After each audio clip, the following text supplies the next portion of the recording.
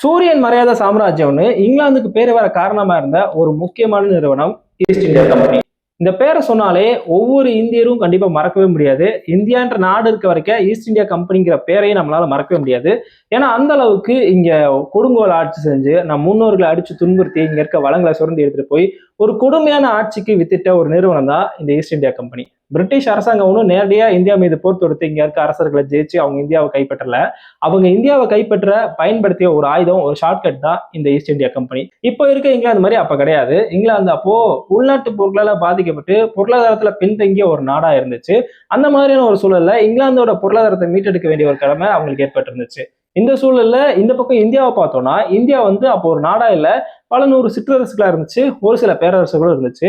இந்தியாவில இருந்த சில பொருட்கள், மிளகு, காஃபி, பருத்தி, இது மாதிரியான பொருட்கள் வெளிநாடுகளுக்கு ஏற்றுமதி செய்யப்பட்டு வந்துச்சு. வெளிநாட்டுல இந்த பொருட்களுக்கு நல்ல ஒரு வரவேற்பு இருந்துச்சு. உலக நாடுகள் இந்தியாவை தங்கப்பறவைன்னு வர்ணிச்சாங்க. ஏன்னா நிறைய நாடுகள் இந்தியாவில் வணிகம் செய்ய ஆர்வம் காட்டினாங்க. ஏன்னா இங்க நிறைய வளங்கள் இருந்துச்சு. ஸோ இதை அவங்க பயன்படுத்திக்க நினைச்சாங்க. அதனாலேயே பிரிட்டிஷ் அரசாங்கத்துக்கு முன்னாடியே இங்க பிரிட்டிஷ்காரங்க வந்தாங்க, போர்ச்சுகீசர்கள் வந்தாங்க, பிரெஞ்சுக்காரங்க வந்தாங்க. அவங்க எல்லாம் முன்னாடியே வணிகம் செஞ்சுட்டு இருந்தாங்க.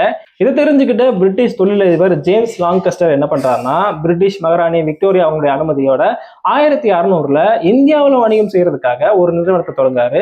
அதுதான் ஈஸ்ட் இந்தியா கம்பெனி. இந்த ஈஸ்ட் இந்தியா கம்பெனி இந்தியாவில் வணிகம் செய்யறதுக்காக ஹென்றி என்ற கப்பல்ல இந்தியாவுக்கு புறப்படுத்து கிட்டத்தட்ட ஒரு 8 ஆண்டுகள் கடல் வழியா பயணம் செய்யறாங்க. இந்தியாவுக்கான வழியை தேடி அங்கங்க போய் பாதை மாதிரி போய் கஷ்டப்பட்டு ஒரு 8 வருஷம் கழிச்சு 1208 சூரத்துக்கு வந்தடைகிறாங்க. அதாவது இப்ப இருக்க குஜராத் மாநிலத்தோட சூரத் நகருக்கு வந்தடைகிறாங்க. இந்த ஹென்ரின்ற கப்பல்ல வில்லியம் ஹாக்கின்ஸ்ன்றவர் தான் கேப்டனா வராரு. ஸோ இவங்க சூரத்ல இறங்குறாங்க.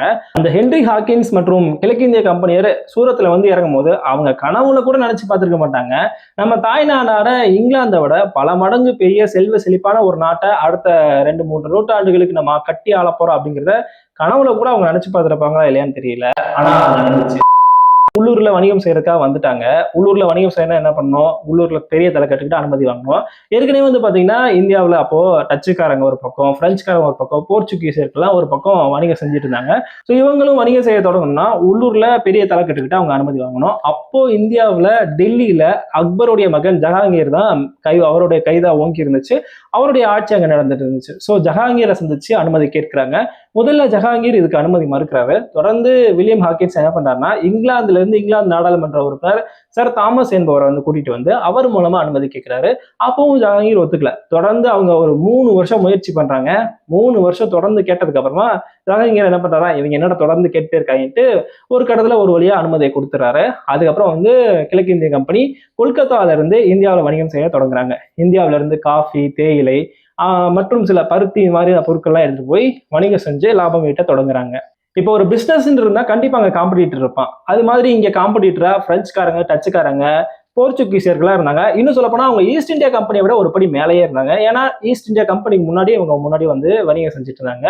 ஸோ இவங்களுடைய ஆதிக்கத்தை ஓரங்கட்டி இவங்களை ஒழிச்சு கட்டி இந்தியாவுடைய வணிகத்தை மொத்தமா நம்ம டேக் ஓவர் பண்ணோம் அப்படின்னு இங்கிலாந்து அரசாங்கம் முடிவு பண்றாங்க.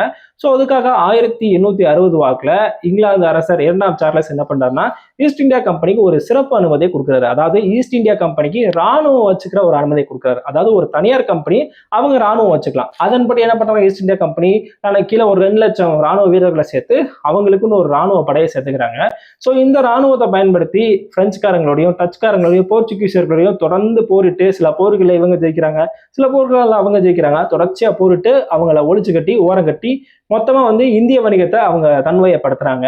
ஸோ இப்படி முன்னேறி போயிட்டு இருக்கும் போது ஒரு இடத்துல கிழக்கிந்திய கம்பெனிக்கும் அவுரங்கசீப்புக்கும் ஒரு பிரச்சனை ஏற்படுது.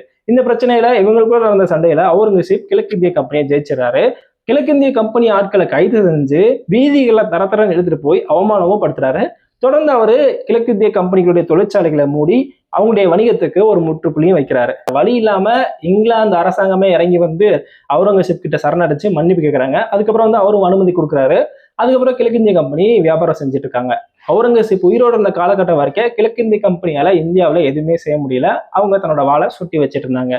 அவுரங்கசீப் இறந்து போனதுக்கு அப்புறமா அவருக்கு கீழே இருந்த சிற்றரசுகள் ஒருத்தருக்கு ஒருத்தர் நீயா நானான்னு போட்டு அடிச்சுக்க ஆரம்பிக்கிறாங்க. இதை பயன்படுத்திக்கிட்ட பிரிட்டிஷ் ஈஸ்ட் இந்தியா கம்பெனி தன்னோட ஆர்மியை பயன்படுத்தி சிற்றரசுகளை ஒன்னொன்னா வீழ்த்தி தன்னோட கீழே கொண்டு வர்றாங்க. இது ஒரு பக்கம்னா, இன்னொரு பக்கம் கொல்கத்தால அவங்களுடைய எக்ஸ்பான்ஷன் அதிகமாயிட்டே போகுது. அவங்க பிசினஸையும் எக்ஸ்பேண்ட் பண்றாங்க, டெரிட்டரி அவங்களுடைய எல்லையும் அதிகப்படுத்துறாங்க. இதுக்கு அங்க இருந்த பெங்கால் நவாப் ஒரு முட்டுக்கட்டையா இருக்காரு. இவங்களுடைய எக்ஸ்பான்ஷனுக்கு அவர் ஒரு தடையா இருக்காரு. சோ அவரை முடிச்சுக்கிட்ட முடிவு பண்ண ஈஸ்ட் இந்தியா கம்பெனி என்ன பண்றாங்கன்னா, பெங்கால் நவாப்புடைய மினிஸ்ட்ரியில இருந்த ஒருத்தருக்கு பதவி ஆசை கட்டுறாங்க.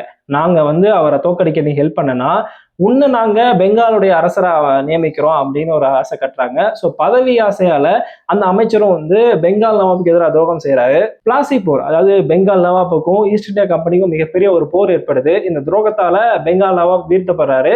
பெங்கால் ஒட்டுமொத்த அந்த வங்காள தேசத்தையுமே ஈஸ்ட் இந்தியா கம்பெனி தன்வயப்படுத்துறாங்க. அந்த வங்காள தேசத்துக்கு அந்த துரோகம் செஞ்ச நபரை அவங்க ஒரு அரசரை நியமிக்கிறாங்க.